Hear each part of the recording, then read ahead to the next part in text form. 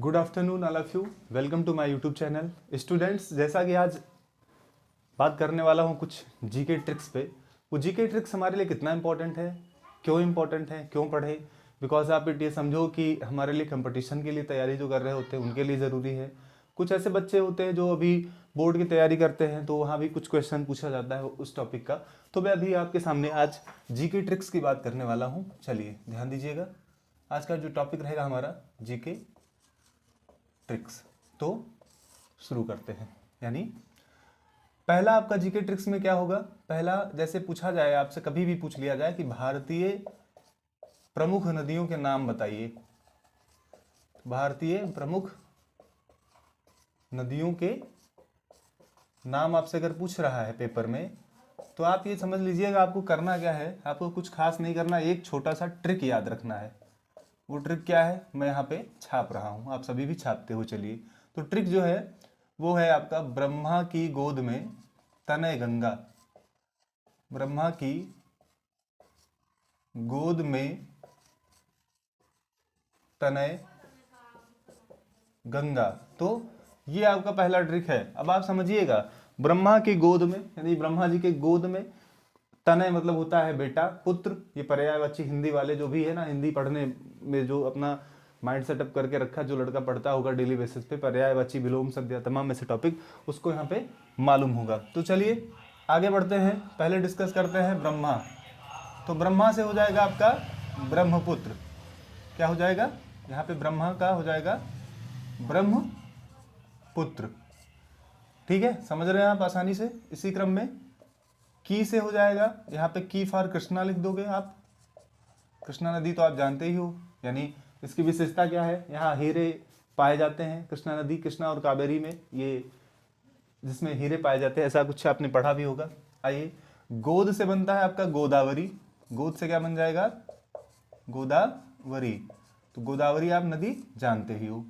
अब आ जाओ मे से, यहाँ मे से अर्थ मे लिखा है, लेकिन पढ़ा जाएगा माँ का तात्पर्य है इसमें, तो महानदी आपका हो जाएगा। क्या हो जाएगा, महानदी। आप बढ़िया लग रहा होगा जीके ट्रिक से। और ता से आ जाएगा आपका ताप्ती। ता से आपका ताप्ती हो जाएगा। और ना है जो आपका हो जाएगा, यानी ना से आप लिख देंगे नर्मदा। क्या लिख देंगे आप, नर्मदा नदी हो जाएगी आपकी, नर्मदा। इसी क्रम में जो या अक्षर है, या तो भाई गंगा की सबसे प्रमुख सहायक नदी यमुना, यमुना हो जाएगी। और गंगा जो आपका गंगा ही रहेगा, गंगा गंगा लिख देंगे आप। तो ये एक छोटा सा ट्रिक था, भारत की कुछ प्रमुख नदियों के नाम आपको याद करने का एक तरीका बता दे रहा हूँ। यहाँ पे कुछ नहीं याद करना है, ब्रह्मा की गोद में तनय गंगा। ब्रह्मा की गोद में कोई पुत्र है, वो तनय मतलब बेटा होता है, और वो गंगा जी की बात चल रही है यहाँ पे। तो अब चलते हैं अगले ट्रिक के बारे में। चलिए ध्यान दीजिएगा, ये आप लोग नोट कर लीजिए अपनी कॉपी में। अगला हमारा जीके ट्रिक क्या होगा, आइए चलिए। जैसे इसी क्रम में बहुत ही छोटा छोटा क्वेश्चन वैसे मैं डिस्कस कर रहा हूं, बट वो आप जानते भी होंगे, लेकिन चलिए उसका एक ट्रिक मैं आपको प्रोवाइड कर दे रहा हूं। जो बच्चे अभी हमारे पुनर्जागरण पढ़ रहे हैं, मान लीजिए, है ना, पुनर्जागरण जो भी प्रिपेयर कर रहा है, पुनर्जागरण आप जानते हो, ठीक है। अब पुनर्जागरण की क्या विशेषता थी, पुनर्जागरण के कारण क्या थे, चलिए। तो पुनर्जागरण हुआ क्यों, तो पुनर्जागरण के कारण ऐसे कुछ पेपर में अगर पूछ लिया जाए, तो इसका एक ट्रिक है आपके लिए, वो ट्रिक हमेशा याद रखिएगा।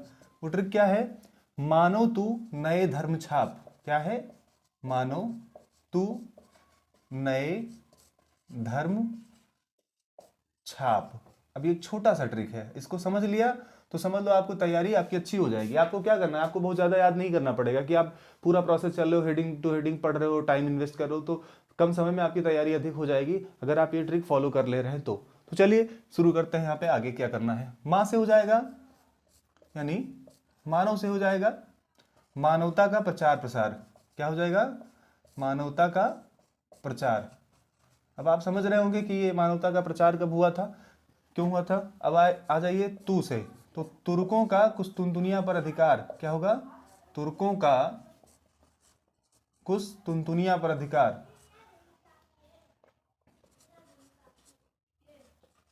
कुस्तुनतुनिया पर अधिकार, ये हुआ था आपका 1453 ईस्वी, यानी ये 1453 ईस्वी में ये कुस्तुनतुनिया पर तुर्कों ने क्या कर लिया था, अधिकार कर लिया था। नए से आ जाइए नए मार्गों की खोज।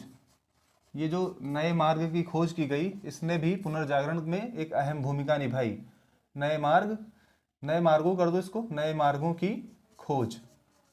आप सब बढ़िया से छाप लीजिए अपनी कॉपी में, आप बढ़िया समझ रहे हैं। और फिर आ जाइए, आपका आएगा अगला धर्म, और यानी धर्म का प्रचार प्रसार।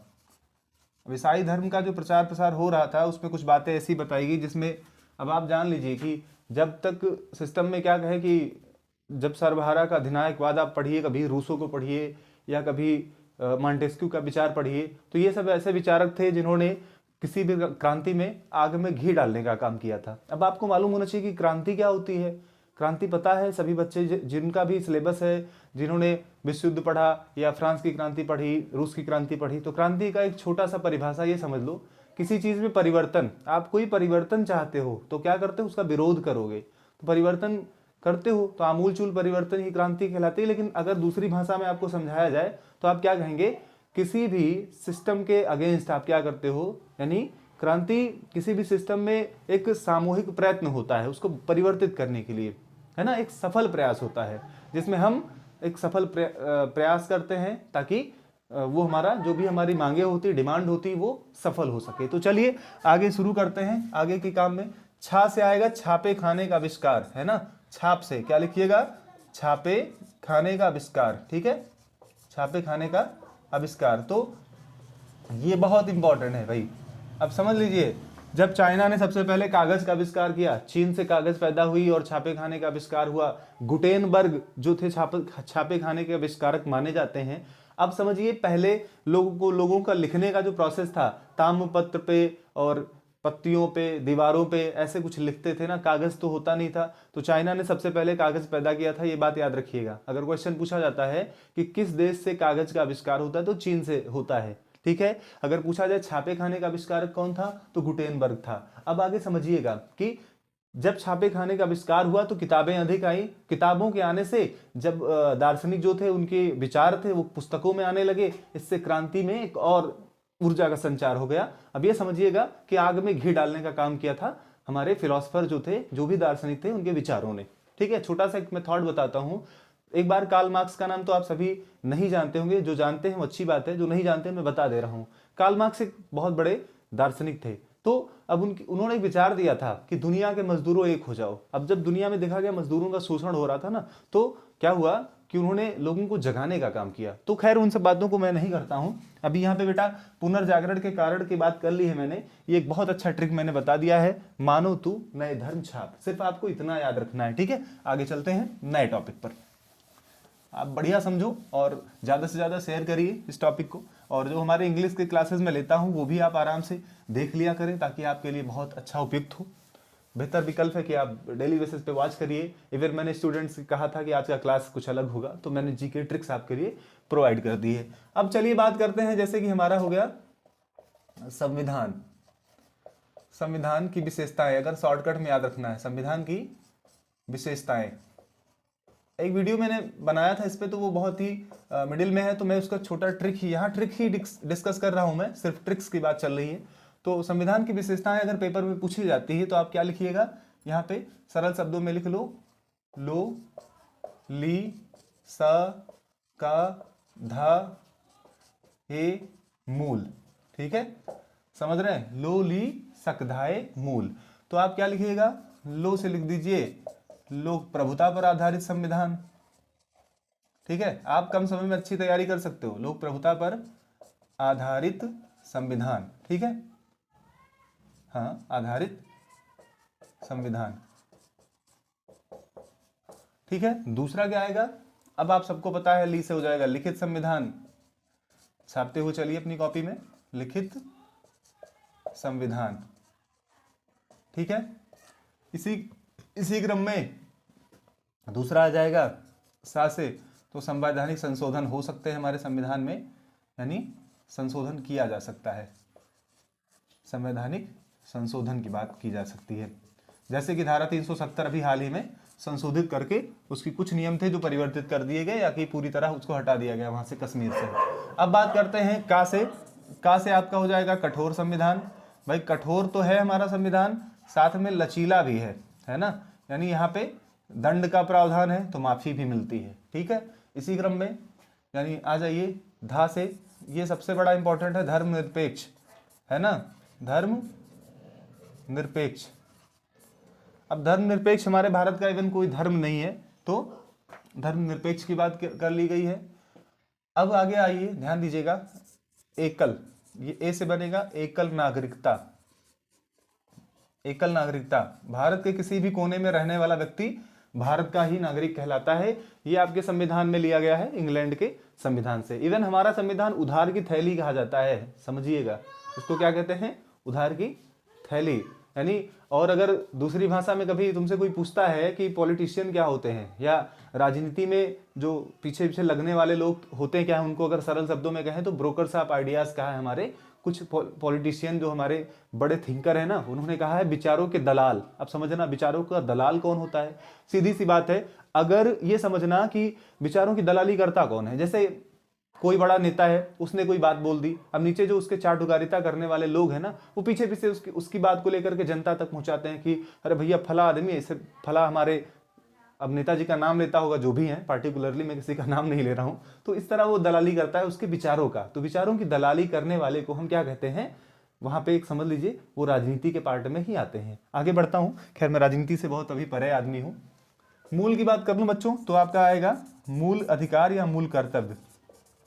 मूल अधिकार या आप कह देंगे इसको मूल कर्तव्य की बात करी गई है, ठीक है। तो ये एक छोटा सा ट्रिक था संविधान की विशेषताएं। अब आगे चलते हैं, इसी क्रम में एक और ट्रिक आपके साथ डिस्कस करता हूं। तब तक आप एक काम करिएगा, सभी लोग ये ट्रिक तो पढ़ ही रहे हो, ये ट्रिक तो काम आएंगे ही आएंगे, लेकिन एक बार थोड़ा डिफाइन या अच्छे से थोड़ा इसको पढ़ भी लीजिएगा। ये विशेष तौर पर संविधान का बहुत ही महत्व है हमारे लिए और आप सबके सिलेबस में इसके बारे में डिस्कस भी किया गया है, वो क्लास चाहे 6 हो चाहे 12th हो, सबके लिए है। अब बात करता हूं, अगर क्वेश्चन आ गया भारत के पड़ोसी देशों के नाम, अब सबको पता है कि भाई कुछ नाम तो चलो हम जानते ही हैं, अगर नाम तो पता होगा, लेकिन एक ट्रिक मैं बता दे रहा हूं, वो ट्रिक याद रखिए, आसानी से आप कर पाएंगे। भारत के पड़ोसी देश कौन कौन है, इसका एक छोटा सा ट्रिक है। मान लीजिए लिखना है आपको श्रीमान, अब यहां जी मेंशन कर रहा हूं, जी का अर्थ यहां ची से होगा, श्रीमान जी भूमि पर बैठो, श्रीमान जी भूमि पर बैठो, ठीक है। कोई आ गया तो आप कहिए श्रीमान जी भूमि पर बैठिए या बैठो, तो सरल शब्दों में समझो, श्री से हो जाएगा आपका, भाई सबको पता है श्रीलंका आपका हो गया, ठीक है। मां से आपका आ जाएगा म्यांमार, कह लेंगे आप, म्यांमार हो जाएगा। ना से आपका हो जाएगा नेपाल, ठीक है। और जी फार यानी यहां पर ये समझिए ची है, तो ची से चीन हो जाएगा, आप जी को ची भी कर सकते हो, यहां कोई डाउट नहीं है। भू से हो जाएगा आपका भूटान, क्या हो जाएगा, भूटान हो जाएगा, ठीक है। और इस माँ का यहाँ पे इसका कोई अर्थ नहीं है, पा से यानी श्रीमान जी आप कर दे यहाँ पे भूमि पर बैठो, तो यहाँ पे एक चीजें मिस हो गई, मिसिंग है यहाँ पे, ध्यान दीजिए। श्रीमान जी आप, यहाँ बीच में आप कर दीजिए एक, यहाँ श्रीमान जी आप भूमि या पर बैठो कर लीजिए, कुछ है जो इसमें कोई उसका मतलब नहीं निकलता, तो आप अगला आ जाएगा, यानी यहाँ पे आ लिखेंगे तो आ से हो जाएगा अफगानिस्तान, क्या हो जाएगा अफगानिस्तान, अफगानिस्तान आ जाएगा आपका। पा से पाकिस्तान आ जाएगा, यहाँ पे आ जाएगा पाकिस्तान, आप तो जानते ही उसके बारे में। बात कर लें, अब आ जाइए भू से, यानी यहाँ पर भू जैसा कि यहाँ मेंशन हो गया, तो ये यहाँ से थोड़ा आप इरेज कर लीजिएगा, स्पेस यहाँ चेंज करना पड़ रहा है हमें थोड़ा सा। अब आगे आ जाइए श्रीमान जी या ची आप, ठीक है। अब आइए अगला, थोड़ा ऊपर चलना पड़ रहा है हमें, ध्यान दीजिएगा बच्चों, थोड़ा स्पेस हम बनाते हैं और ऊपर चलते हैं, ठीक है। तो यहाँ पे यानी ये ट्रिक्स ऐसे हैं, छोटे छोटे पैमाने पे आप तैयार कर लीजिए। अब आ जाओ, भू से आ जाएगा आपका भूटान, ठीक है। पा से कोई नहीं, या गैप कर सकते हो, रा से भी हटा दोगे, ठीक है। अब बै से यानी बा फार बांग्लादेश आ जाएगा, तो आ जाइए बांग्लादेश, ये जिक्र कर लेते हैं। और ठा से आप कुछ नहीं, यहाँ कुछ नहीं रखेंगे। तो जब कभी सीधी सी बात समझिए, आपके पास समय यदि कम हो, किसी भी पढ़ाई की तैयारी आप कर रहे हो, तो जीके ट्रिक्स या उसका भी कोई ट्रिक आप बना के आराम से पढ़ सकते हो, ठीक है। जैसे एक और जाते जाते एक ट्रिक और मैं बता दे रहा हूँ, बहुत अच्छा ट्रिक है, अगर वो पूछा जाएगा भी एग्जाम में, विशेष तौर पे उन बच्चों के लिए जो इकोनॉमिक्स के स्टूडेंट हैं, जिन्होंने अर्थशास्त्र ले रखा है ना, वो उनके लिए बहुत उपयोगिता है। अगर पूछा जा रहा है कि हमारी भारतीय जो खेती है ना, कृषि, भारतीय कृषि की कोई विशेषता पूछ ले, ये पेपर में बहुत आता है, बार बार रिपीटेड क्वेश्चन है, समझिएगा। भारतीय कृषि की विशेषताएं, तो इसका एक ट्रिक याद रखिएगा, वो ट्रिक आपके बहुत काम आएगा। जैसे कि लिखिएगा आ और खा, फिर छो लिखना, आ खा छो, निमा निमा रोक, आखा छो निमा रोक, यानी यहाँ लिख दीजिए आ ख छो निमा रोक, ठीक है। अब आ से बात करें तो हो जाएगा अधिकांश जनसंख्या की आजीविका का साधन, है ना, यानी अधिकांश। अब हमारे देश की कहानी ये है कि अधिकांश जनता का आजीविका का ही साधन है। आजीविका मतलब होता है जीवन यापन करने के लिए जो आप कमाते हो, लिवलीहुड, समझ रहे हैं। आइए, तो आजीविका का साधन है, यानी उनके जीवन यापन करने का साधन मात्र उनकी खेती ही होती है। खास खाद्यान्न फसल की विशेषताएं होती है, यहाँ पे प्रमुखता दी जाती है, खाद्यान्न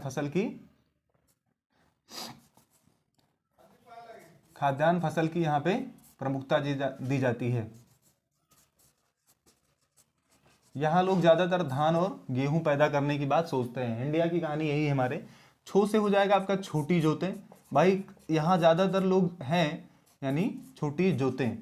सबके पास खेत बहुत ज्यादा तो होते नहीं इंडिया में, तो यहाँ पे छोटी छोटी जोतें हैं, बहुत ज्यादातर अगर हमारा खेत है 2 4 5 हेक्टेयर का मैक्सिमम हो सकता है। एंड अगर फॉरेन जाओ तो वहाँ पे बहुत करीब हजारों हेक्टेयर में खेत होते हैं, तो छोटी जोतें होती हैं, यानी बीघाज होते हैं, 1 बीघे 2 बीघे ऐसे कुछ हमारे यहाँ खेती की जाती है, या 5 बीघे की फसल बोता है किसान हमारे यहाँ का। अब आ से आता है उन्नत, तो ये उन्नत किस्म की चीजें कम पाई जाती है, उन्नत किस्म की कमी। अब वैसे बहुत सारा इंप्रूवमेंट हमारे देश ने कर लिया है। आप उन्नत किस्म की बात कर लें तो इंडिया ने बहुत सारी उन्नत तकनीक, उन्नत किस्म की बीजें, जिसे हाइब्रिड बोलते हो ना, तो हाइब्रिड जो धान आने लगे हैं, या गेहूं आप बोते हो, या किसी और फसल को आप बो रहे हो, तो वो उन्नत किस्म की कैटेगरी में आता है। तो उन्नत किस्म की कमी है, यहाँ उन्नत किस्म की बीजें हमारे पास अवेलेबल नहीं है, बट इंडिया ने बहुत सारा इंप्रूव किया हमारे देश ने। चलिए अब बात करते हैं निम्न उत्पादकता। नी से क्या हो जाएगा, निम्न उत्पादकता, यानी पैदावार कम होता है, खेत में अनुमानित पैदावार कम होता है, समझिएगा। अब आगे थोड़ा स्पेस बनाते हैं बच्चों, तो भारतीय कृषि की विशेषताएं। अब इसी क्रम में समझिएगा, निम्न उत्पादकता क्या है, यानी उत्पादन कम होता है। अब माँ से आ जाइए, मानसून बहुत बड़ा फैक्टर है हमारे देश के लिए, मानसून पर निर्भरता इसी साल को आप ले लीजिए। जैसे आप देखिएगा कि जब भैया हमने बोया, स्टार्टिंग में फसल बोना स्टार्ट किया किसान ने, तो सूखा पड़ गया, है ना, और उसके बाद कंटिन्यूअस चला, तो किसी ने, भाई जिसके पास बजट था, पैसा था, उसने उसकी सिंचाई करी या किसी तरह उसको अगर तैयार किया, तो अंत में क्या हुआ कि बाढ़ आकर के उसको पूरी तरह एकदम खत्म करके चली गई। तो वो छोटा सा एक गांव में कहावत समझेंगे, पहले वो जो था, पहले जल गया, पूरी तरीके से सूखा पड़ा, जल गया, दोबारा उसको जानवर भी चरते रहे, ठीक है। तीसरा पैटर्न क्या हुआ, बाढ़ आई, उसी में वो सड़ गया और फिर वो गल गया, पूरी तरह कहानी उसकी खत्म हो चुकी है। तो मानसून बहुत बड़ा फैक्टर है। अगर मानसून हमारे यहाँ अच्छा रहता है तो फसल अच्छी पैदा होता है। लेकिन अब आगे बात करेंगे, अब ये होता है, अब यहाँ पे रोजगार की बात कर लें तो रोजगार, भाई खेती एक रोजगार का साधन बन चुकी है तमाम लोगों के लिए। अब कम अधिपत्य, यहाँ पे ऐसा है कि जो महाशय खेती वाले जो ज्यादा हैं, जैसे जिनके पास जमीन ज्यादा है ना, तो एक इंसान के पास ज्यादा है तो किसी के पास बिल्कुल नहीं है, भूमिहीन भी लोग हैं और ज्यादा जमीन वाले भी हैं, तो कम अधिपत्य है। अधिपत्य का मतलब होता है उस पर अधिकार की बात की जा रही। तो ये कुछ जीके ट्रिक्स था जो आज आपके बीच में लाया था। जरूर अपनी प्रतिक्रिया दीजिए, चैनल को सब्सक्राइब करिए, लाइक करिए, शेयर करिए और अपनी कमेंट में जरूर मेंशन करो कि भाई कैसा लगा आज का क्लास। ठीक है बच्चों, बताइएगा और अपने फ्रेंड सर्कल में शेयर करो और चैनल को अंत में यही कहूँगा, सब्सक्राइब कर लीजिए। आगे मैं फर्दर आपके साथ बना रहूँगा। तब तक के लिए बहुत बहुत धन्यवाद। बेस्ट ऑफ लक, शुभ दिन।